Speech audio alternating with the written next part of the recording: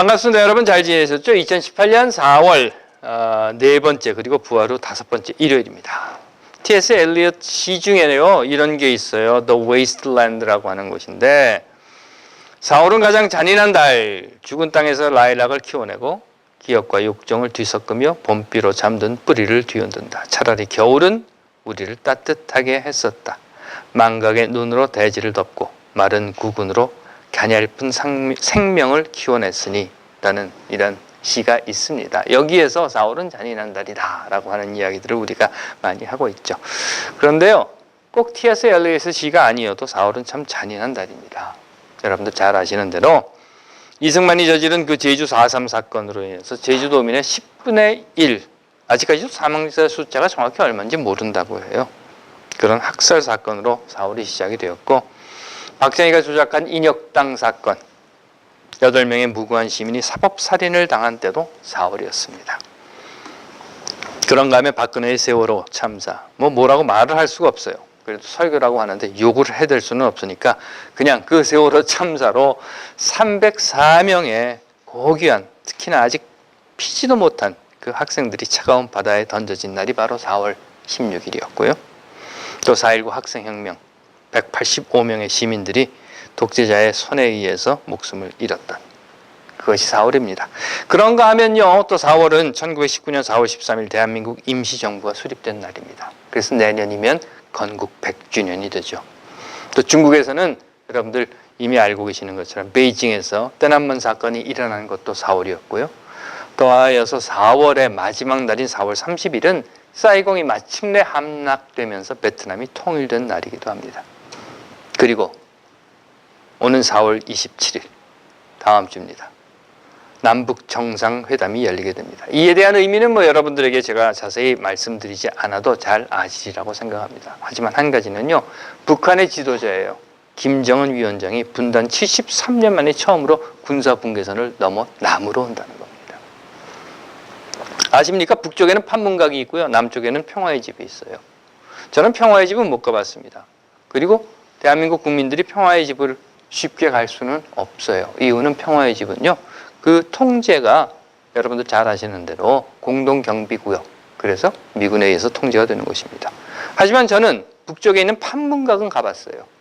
참 아이러니한 것인지 모르겠습니다만 북쪽의 판문각은 가봤더니 판문각에서 이렇게 내려다보면요, 군사분계선이 보이고 그 바로 앞에 서 있는 남쪽 병사들, 까만 선글라스 탁 하고 서 있는 그 친구들의 얼굴까지도 다 볼 수 있을 정도로 가깝습니다. 비록 수십 미터밖에 안 돼요. 하지만 북쪽의 지도자가 군사 분계선을 넘는다는 것은 이건 엄청나게 큰 의미로 우리에게 다가오는 겁니다. 당장 달려가서 한반도기라도 흔들면서 평화 통일을 외치고 싶은 마음은 저와 여러분들이 모두 같으시리라 믿지만 지금 그리할 수는 없으니까 우리 함께 기도합시다. 하나님, 우리 사람들, 저들의 미련하고 죄된 탐욕으로 갈라놓은 분단입니다. 하지만 당신의 뜻은 하나 되는 통일임을 믿습니다. 당신의 뜻이 이루어지게 하여 주시옵소서. 우리 민족 한반도의 평화를 이루어 주시옵소서. 아멘. 우리는 역사 속에 삽니다. 그리고 역사와 함께 사는 거죠. 싫거나 좋거나 상관없이 우리가 숨쉬고 살아가야 하는 것이 바로 우리가 처해 있는 역사입니다. 이런 이야기 하시는 분들도 있을지 모르겠어요. 나는 숨쉬기 싫다. 내 의지 없이 나는 숨쉬는 것이 싫다. 그래서 숨쉬지 않겠다. 그리고 숨을 멈춰 보십시오. 어떻게 됩니까? 아주 간단한 실험이에요. 여러분들 숨을 딱 멈추시면은요, 죽을 것 같아요. 그런데 죽는 줄 아십니까? 안 죽어요. 왠 줄 아십니까? 내 의지로 숨을 멈추는 것은 할 수 있지만, 그래서 산소가 뇌로 공급되는 것이 중단이 되고 마침내 정신을 잃고 내가 의지를 잃게 돼버리고 나면 내 뇌가 자동으로 알아서 숨쉬게 합니다. 숨 쉬어! 이런단 말이죠. 그래서 못 죽어요. 자면서 숨 쉬는 것도 마찬가지 원리입니다, 여러분들. 해서 아무도 자면서 숨 쉬어야지 하고 의지를 가지고 숨을 쉬는 사람은 없어요. 또는 혹시 여러분들 중에 한밤중에 잠을 자다가 일어나가지고 숨 쉬어야지 그리고 숨 막 쉬고 다시 주무시는 분 계십니까? 그런 분들은 없는 거예요. 왜입니까? 숨 쉰다는 것은 내가 알든지 알지 못하든지 내가 하고 싶든지 하고 싶지 않든지 내 의지와 상관없이 그냥 쉬는 겁니다. 그게 숨이라는 거예요. 역사도 마찬가지라고 저는 생각해요. 내가 알든 모르든 내 의지로 움직이든 아니면 남의 의지에 의해서 떠밀려가든지 간에 역사는 그렇게 가는 겁니다. 그리고 우리 한 사람 한 사람들은요, 그 역사 속에서 그냥 함께 갑니다. 떠밀려가든 내가 끌고 가든 내 의지가 있든 의지가 없든 그냥 가는 겁니다. 그게 역사입니다. 그게 시간의 흐름입니다. 보셨잖아요. 이렇게 계절이 바뀌지 않습니까? 내 의지와 상관없이. 하나님 존재에 대해서는 어떻게 생각하십니까? 기독교 역사 속에서는요, 수없이 많은 신존재 증명의 시도가 있었어요. 무슨 말인가 하면 하나님이 존재한다라고 하는 것을 증명해 보이고자 했던 겁니다. 하지만 결론을 말씀드리면 다 실패했어요. 다시 말해서 하나님이 존재한다는 것을 증명할 수 있는 방법은 없다는 겁니다. 방법뿐만 아니라 어떤 방법을 통해서라도 증명할 수 없었다는 겁니다. 그렇다면 하나님은 없는가?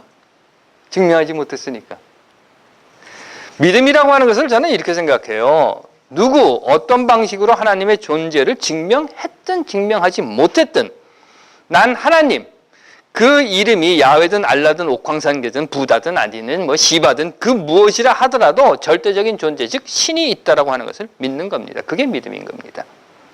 그리고 그 절대적인 존재를 가장 잘 나타내고 있는 것이 내 경우에는, 왜냐하면 그 절대적인 존재라고 하는 그 존재가 있을 거 아닙니까? 아니, 있다고 믿고 계십니까? 그렇다라고 하면 그 절대적인 존재를 보는 방향이 여기에서 또는 저기에서 또는 이 문화에서 또는 저 문화에서 나타내고자 하는 표현이 다 다를 거란 말이죠.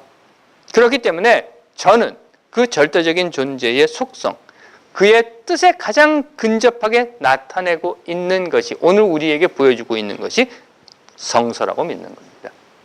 그러하기에 물론 성서 안에서도 또 수없이 많은 다른 모습의 절대적인 존재에 대한 표현을 하고 있는 것도 사실이지만 그 많은 성서의 이야기의 한가운데를 콕 뚫고 지나가고 있는 하나님의 모습, 자유와 정의와 평등과 평화라는 그 속성의 하나님을 저는 믿는다는 겁니다. 그거를 하나님이 누구는 있다, 누구는 없다 하더라도 상관없이. 왜냐하면 내가 있다고 해서 하나님이 있고 내가 없다고 해서 하나님이 없어지는 것이 아니라는 거예요. 만약 내가 있다 그러면 하나님이 있고 내가 없다 그러면 하나님이 없는 것이라고 하면 그건 절대적인 존재가 아니죠. 오로지 내 필요에 따라서 내가 만들어 놓은 어떤 것이라는 겁니다. 다시 말해서 내 작품, 내 의도에 의해서 내 통제하에 있는 우상, 아니 우상도 아닌 그저 내 이익을 위해서, 자기 자신들의 이익을 위해서 만들어진 필요에 의해서 조작된 어떤 도구밖에는 되지 못한다는 겁니다. 만일 내가 하나님이 있다 그러면 있고 없다 그러면 없어진다고 하면 말이죠. 그러다 보니 여러분들 최근 들으셨을 거예요. 여신도들 불러서 강간하면서 뭐라고 했다고 합니까? 하나님의 뜻이야, 이런 거예요. 이게 하나님의 뜻이야, 이랬다는 겁니다. 그러면서 돈은 왜 주는지 몰라요. 하긴 이런 이단 사이비 교주에 의해서 저질러지는 일들 뿐만 아니라 버젓이 그래도 인정받는다고 하는 교단에 소속된 등록된 목사들조차도 저들이 행하고 있는 그 불의한 행동들, 3.1절에 시청 앞 광장에 모여서 성조기를 흔들어대면서, 하긴 뭐 지난 3.1절에는 일장기도 가지고 나와서 흔들었다고 하던데, 그렇게 한다고 하면 그것은 평화를 깨뜨리고 자유와 정의, 인간의 권리를 짓밟으면서 오히려 분쟁을 조장하는 그들의 행위는 정말 저들이 믿고 있는 하나님이, 성서가 나타내고 있는 하나님인가 하는 의구심을 가지지 않을 수 없게 하는 것이 현실인 것입니다. 아무리 그렇다 하더라도 정의와 공의의 하나님이 존재한다는 것입니다. 그리고 그것이 믿음입니다. 모세는 어땠을까? 저는 그런 생각을 해봤어요. 하나님이 모세에게 이렇게 이야기하십니다. 너 이집트로 가라. 이집트로 가서 억압받고 있는 내 백성들을 구해라. 너 이제 이집트로 다시 돌아가라 라고 명령을 합니다. 모세가 뭐라고 얘기했을 것 같습니까? 여러분들은 뭐라고 생각하십니까? 아, 그래요. 나는 이런 사명을 가졌어요. 이 역사적 사명을 가지고 제가 가겠습니다 하고 나섰습니까? 성서에서는 분명히 그 모습을 보여주고 있어요. 싫다고 해요. 안 가겠다고 해요. 나는 말도 잘 못하고요. 나는 뭐 어쩌고 저쩌고 뭐 핑계를 댑니다. 아니, 하나님, 내가 미쳤어요. 그리로 다시 돌아가게.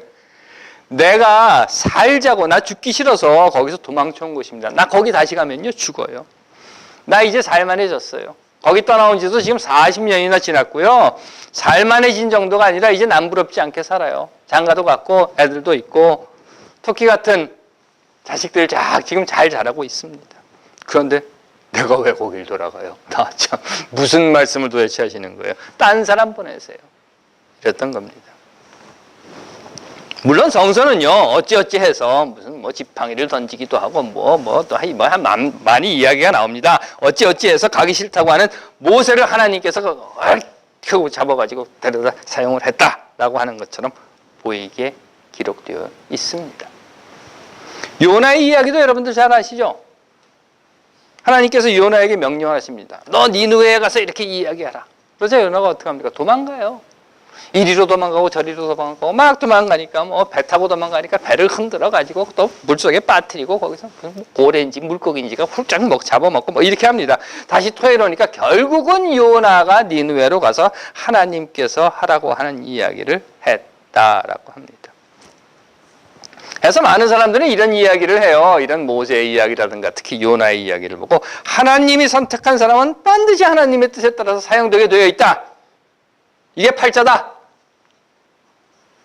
하지만 말이죠. 여러분들 한번 생각해 보십시오.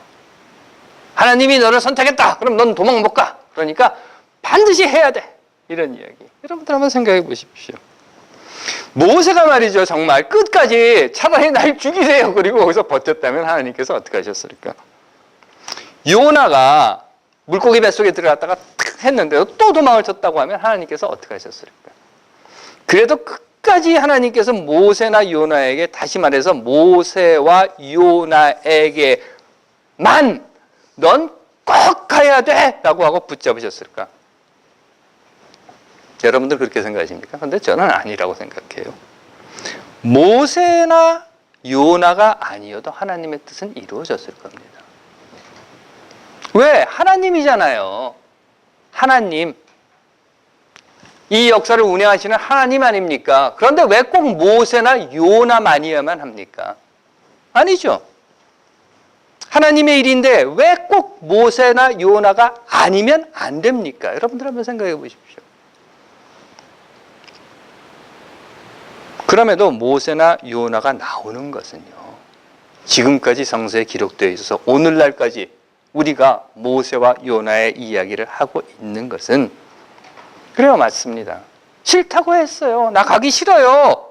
하다가 결국 하나님의 뜻을 따랐다는 겁니다. 그 말은요, 하나님은 모세와 요나만 부른 것이 아니라 모세도 불렀을 테고 요나도 불렀을 겁니다. 또한 모세 말고 마세든 머세든 요나 말고 무슨 야나든 기나든 간에 다 불렀다는 거예요. 그런데 마세도 모세도 떠나버리고 뭐냐도 기냐도 다 나 죽어요, 나 못하겠어요, 나 싫어요 하고 다 자빠져버리고 내빼버렸고, 그 중에서 그래도 모세와 요나는 몇 번 두들겨 맞고 나니까 하나님, 해필이면 왜 납니까? 이씨, 걸렸다. 그래, 내가 해야지. 할게요. 하면 될 거 아니에요? 하고 나섰다는 겁니다. 그가 모세였고 요나였다는 겁니다. 그럼 다른 이들은 어떻게 됐죠? 난 죽어도 못하겠어요 하고 버텼던 사람들은 어떻게 됐습니까? 그냥 내빼버린 그들은 어떻게 됐습니까? 결국 그들은요, 이 성서의 역사에서 잊혀져 버린, 아니 남지 못한 자들이 되어버리고 말았다는 겁니다. 사람은 두 번 죽는다고 해요. 숨이 끊어질 때 한 번 죽고, 그 사람의 이름을 모두가 잊어버려질 때 한 번 더 죽는다고 합니다. 간단히 말해서 하나님은 당신의 뜻을 이루는 데는 꼭 넣어야 해 라고 하는 것은 아니었다는 거예요. 마찬가지로 이 역사의 흐름 속에서도 꼭 내가 아니어도 역사는 가는 겁니다, 여러분.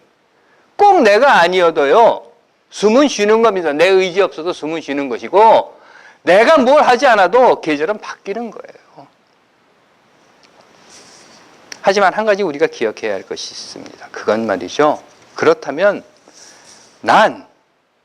그래, 내 의지 아니어도 나는 숨을 쉴 수 있는 거고, 내가 뭘 안 해도 그래도 역사는 흘러가는 것이고, 내가 믿거나 말거나 하나님은 존재하는 것인데, 그러면 난 왜 이 순간 이 자리에 있어야 하는가라고 하는 겁니다. 그렇다고 제가 여러분들에게 우리 모두가 무슨 역사의 큰 영웅이 됩시다. 그래서 도시락 폭탄을 들고 갑시다. 이런 이야기를 하는 것은 아닙니다. 역사의 물줄기를 확 바꿔버리는 그런 영웅이 됩시다. 그렇게 기록되어서 길이길이 남고 교과서에 기록되어서 자손 만대 후대 끝까지 우리들의 이름이 시험 문제에 나오는 그런 사람이 됩시다 하는 이야기를 하고 있는 것은 결코 아닙니다. 그렇다 하더라도 제가 여러분들에게 이 말씀을 드리는 것은요, 역사는 흐릅니다. 내가 없어도 갑니다. 하지만 지금 내가 이 자리에 있어야 하는 이유를 찾아본다면, 깊이 생각해 본다면 나는 무엇을 해야 하는가 라고 하는 것을 찾을 수 있다고 믿기 때문인 것입니다. 그러므로 하나님께서 사랑하시는 여러분, 외면하지 맙시다. 내 앞에 놓여진 일이 무엇이든지 간에.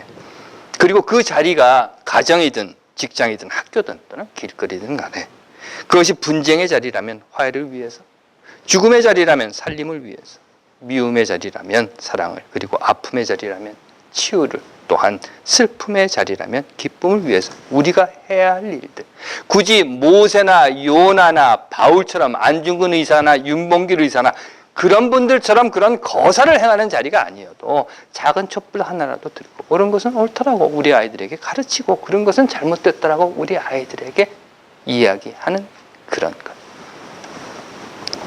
내가 서 있는 역사의 자리에서 내가 해야 할 일을 외면하지 말아야 한다라고 하는 이야기를 저는 지금 여러분들께 드리는 것입니다. 그리할 때에 하나님께서 우리를 지금 이 자리에 있게 해주신 뜻이 이루어질 것입니다. 하나님께서 사랑하시는 여러분, 여러분들은 어떠십니까? 여러분들은 왜 하나님께서 지금 2018년 잔인한 달 4월 그 끝으로 가는 오늘 왜 나를 이곳 미국 커네티컷 이 자리에 있게 하셨는지 생각해 보셨습니까? 하나님께서 맡기신 일을 다 하시는 여러분들이 되시기를 간절히 빕니다. 기도하겠습니다. 하나님, 오늘 이 자리에 우리로 서 있게 하시니 당신의 뜻이 있음을 믿습니다.